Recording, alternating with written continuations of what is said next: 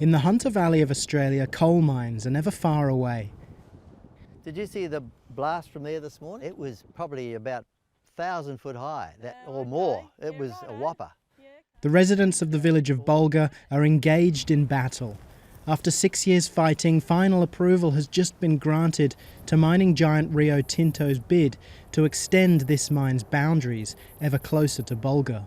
Into areas which contained unique and endangered woodlands. They will also expand towards the village of Bulga. And history has shown that they will destroy the village of Bulga because it will become uninhabitable through the noise and the dust. Last year, coal exports were worth almost $30 billion to the economy. Vast new projects, including those for the Indian-backed Galilee Basin in Queensland, are in the pipeline. But at the upcoming Paris Climate Summit, Australia is likely to stick to commitments to reduce domestic carbon emissions. So to me, the best thing Australia has done is actually to put in a new Prime Minister who is now very much on board, aware of the global need for policy change. Yet calls to scale down mining and exports at home are rejected by government.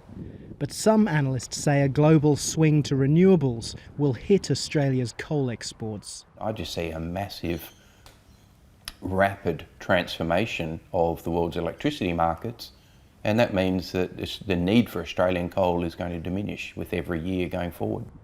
The industry says as power plants adapt, low-ash Australian coal from places like the Hunter Valley will remain in demand, keeping thousands of Australian jobs safe. We are seeing an ongoing increases in investment in all forms of energy, renewable energy and coal as well.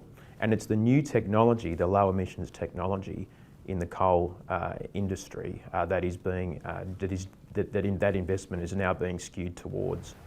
Back near Bulga, campaigner John Cray says Australia appears desperate to approve new mines. This can only be got if they ignore all the ecologists, if they ignore global warming, if they ignore that the price of coal is heading south, that the mining industry for coal is in structural decline. Despite global warming, Australia remains drawn to the revenues from its vast coal reserves.